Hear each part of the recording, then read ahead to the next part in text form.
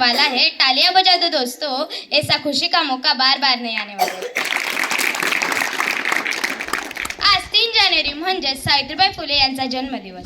त्या अवघ्या 9 वर्षाच्याच होत्या। त्यांचा विवाह महात्मा ज्योतिबा फुले यांच्याशी झाला। विवाहानंतर सावित्रीबाई फुले यांना शिक्षणाचा अजिबात गंध नव्हता, पण महात्मा ज्योतिबा फुले यांनी सावित्रीला शिकवले आणि घडवले। मित्रांनो, आम्ही यातला 7वी अ आणि ब व 5वी अ या नाटिका सादर करणार आहोत। म्हणजे सावित्रीबाई फुले या शाळेत जाऊ लागल्या, त्यांना कशा प्रकारे त्रास सहन करावा लागला हे प्रात्यक्षिक नाटकात करून दाखवणार आहोत।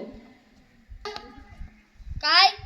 ती सावित्रीबाई म्हणजे कोण? महात्मा फुलेंची पत्नी। हो, असं का? ती काय करत आहे? मुलींना शिकवत आहे। म्हणजे मुली जर शिकल्या तर आपली इज्जत काही राहणार नाही। आपण उच्चवर्णीय ब्राह्मण आहोत, आपले कोणी ऐकणार नाही। मग आपण काय करायचे? बघा, मी सांगतो, सावित्रीला शाळेत जाऊ द्यायचे नाही, तिचा अपमान करायचा, तिला विरोध करायचा, त्रास द्यायचा। आपला दिवस धर्म बुडाला। काय झालं? ही बघा, सावित्री पुस्तक घेऊन येत आहे।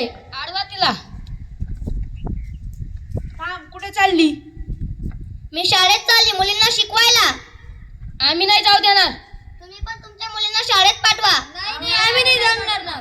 सरका इथून, सरका म्हणते ना। सूर्य कोणाला झाकत नाही, सह्याद्री कोणाला अडवत नाही, सावित्रीच्या लेकी आम्हाला अडवायची कोणाची ताकद नाही।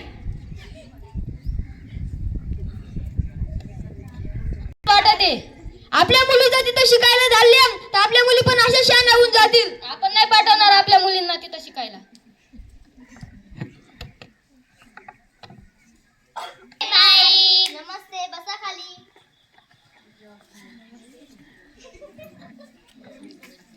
बाई, तुमचा लुगडं कसं काय भरलं? जाऊ द्या, काय करता, मी घरी जाऊन धुवून घेईल। बरं झालं मुलींनो, तुम्ही आज शाळेत आल्या। तुम्हाला बघून मला खूप आनंद झाला। मी आज तुम्हाला पाटी आणि पेन्सिल देणार आहे।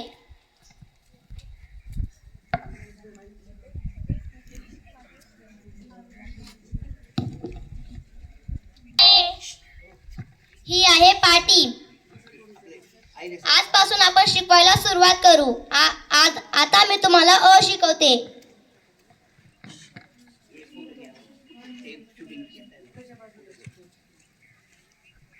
हे बघा, अशी अर्धी वाटी, अजून अर्धी वाटी, आडवी रेषा, उभी रेषा, हा झाला अ। आता आ बघा, अशी अर्धी वाटी, अजून अर्धी वाटी, आडवी रेषा, उभी रेषा, हा झाला अला काना आब। हो, असं नाही ग। सावित्रीबाईंना कठोर विरोध केला। त्या शाळेत जाऊ लागल्या। त्यांना कर्मठ लोक त्यांच्यावर दगड, शेण व चिखल फेकू लागले। काही जण शिवीगाळ करू लागले। या सावित्रीने खंबीरपणे तोंड दिले। त्यांना घर सोडावे लागले, परंतु न डगमगता समाज सुधारण्याचे कार्य त्यांनी चालूच ठेवले। प्रसन्न शिक्षणात आत्मविश्वास त्यांनी ओळखले। त्या स्त्रियांसोबत होणारे क्रूर प्रमाण त्यांनी विरोध केला। त्यामध्ये बालविवाह, सतीप्रथा, केशवपण अशा वाईट प्रथांना विरोध केला। स्त्रियांवर होणारा अत्याचार होत आहे तर उत्तर दिलेच पाहिजे, तर मुलींना शिक्षण दिलेच पाहिजे। सावित्री घरी परत जाईल। ही बघा आली। ही जर अशा प्रकारे दररोज मुलींना शिकवणार तर आपला धर्म नक्कीच बुडणार। हा, आम्हाला पण तसंच वाटत आहे। हे लोकांमध्ये किती अज्ञान भरलेलं आहे, स्वतःच्या मुलीचा पण विचार करत नाही।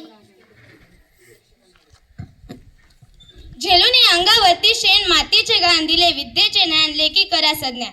अशा प्रकारे मुली शाळेत जाऊ लागल्या व समाजाची प्रगती होऊ लागली। आज जगभरात सर्वच मुली शिक्षण घेत आहे व स्वतःच्या पायावर उभे राहिले। आज मुलीच मोठ्या मोठ्या पदावर काम करत आहे। स्त्रियांच्या शिक्षणाची खरी सावित्री तूच कैवारी, तुझ्यामुळे शिकतात आज प्रत्येक नारी। शिक्षणाच्या स्वर्गाचे जिने खुले केले द्वार, शिक्षणाचे स्वर्गाचे जिने खुले केले द्वार, ती सावित्री आज जगाची शिलेदार, ती सावित्री आज जगाची शिलेदार। जय ज्योती, जय ज्योती, जय ज्योती। हे नाटक पाटील मॅम व विजय बोरसे सर यांनी या नाटकात आम्हाला मार्गदर्शन केले।